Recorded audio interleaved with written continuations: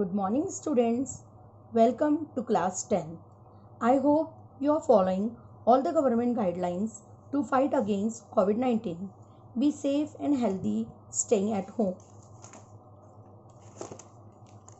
We are now going to study lesson number 7 of social science, the first freedom struggle of 1857. As we all know that freedom is very important to all the living beings, but for this freedom, our freedom fighters struggle a lot to get this freedom. Our country was under British rule for 200 years. The struggle of 1857 is considered as a glorious in the history of India.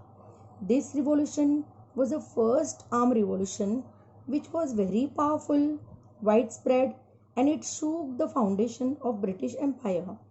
This struggle of 1857 challenged the existence of East India Company's rule. This revolution was nationwide.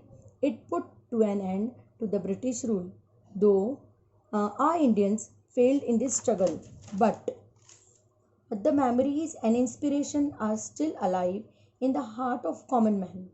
In people, awakening took place. People realized that there is difference between them and British administration.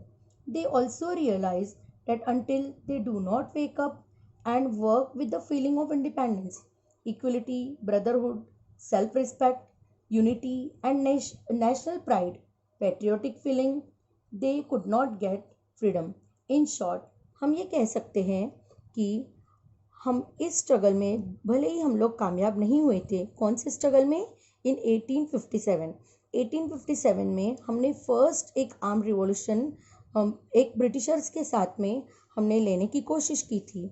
भले ही इसमें हम लोग नाकामयाब हुए थे, पर फिर भी हमें इस बात की हमें एहसास हो गया था कि जब तक हम लोग हमारे मन में राष्ट्रीयता की भावना नहीं रहेगी, हमारे साथ में इक्वलिटी, ब्रदरहुड, भाईचारे की भावना नहीं रहेगी, तब तक हम लोग इस स्ट्रगल में कभी भी कामयाब नहीं हो सकते हैं.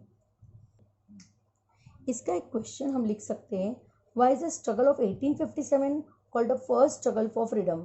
इसका आंसर है फर्स्ट पैराग्राफ, जो कि स्टार्टिंग से लेकर third line 6th line British empire तक हमें ये लिखना है.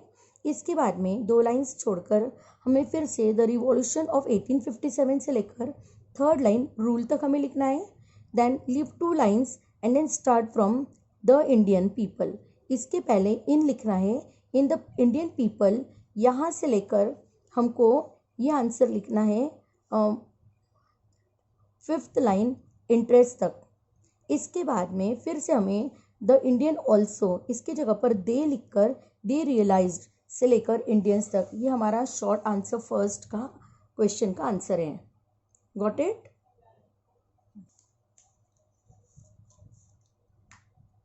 Now see the topic 7.1, the background of the struggle of 1857 from the arrival of Europeans in India to struggle of independence of 1857.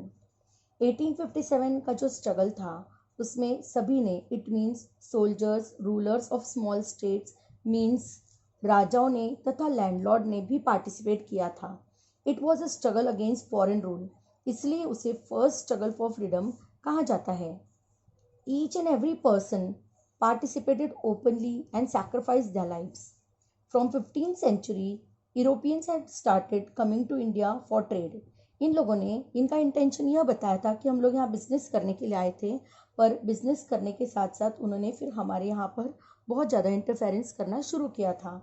India में डिफरेंट पार्ट से जैसे कि Portugal, Holland, England, France, ये अपने यहाँ पर इन्होंने अपने ट्रेड सेंटर बनाए थे.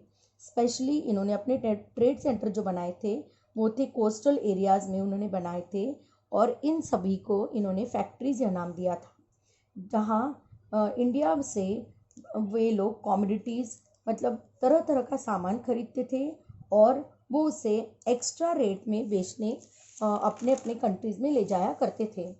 ब्रिटिश ईस्ट इंडिया कंपनी की स्थापना 1600 ईयर में हुई थी. याद रखना इस चीज़ को, 1600 में ब्रिटिश ईस्ट इंडिया कंपनी की स्थापना की गई थी. इनका मेन इंटेंशन ये था कि हम सबसे ज़्यादा से ज़्यादा प्रॉफिट कमाएं। Surat was the first place to develop a trade centre by East India company.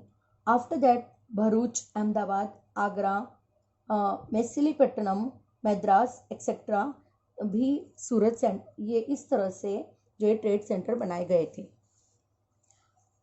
इसमें और एक जो बात हुई थी वो थी औरंगजेब की death. After Aurangzeb's death in 1707 the disintegration of Mughals empire, company started interfering in the political matters। इसके बाद से कंपनी ने हमारे यहाँ पर पॉलिटिक्स में भी इंटरफेयर करना शुरू कर दिया था। In 1757 East India Company defeated the Nawab of Bengal in the war of प्लाजी।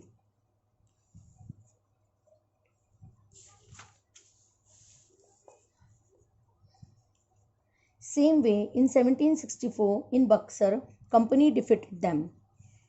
इसके साथ ही लगान जो कि लैंड टैक्स लागू कर दिया गया था, कंपनी ने फार्मर्स पर इससे ब्रिटिशर्स ने इंडिया को कॉटेज इंडस्ट्रीज, हैंडीक्राफ्ट, हैंडलूम पर बहुत बुरा असर होने लगा। सारी संपन्नता इंग्लैंड की ओर जा रही थी। इसमें एक ही उद्देश्य था कि इंग्लैंड को संपन्न बनाए। इसका असर पूरी तरह से इंडिया पर हो रहा था। इसी दरम्यान 1800 और 1824 में वेल्यूर और बैरकपुर में 2 रिवॉल्ट हुए थे। रिवॉल्ट मीन्स स्ट्रगल, युद्ध। इस तरह अब ट्राइबल लोग भी इसमें पार्टिसिपेट करने लग गए थे, जो कि ब्रिटिशर्स को अपोज करने में इन्होंने भी अपना बहुत बड़ा योगदान दिया था। This is what we have studied in 7.1 topic. I hope you are understanding what I am explaining. If you are having any doubts, you can ask me.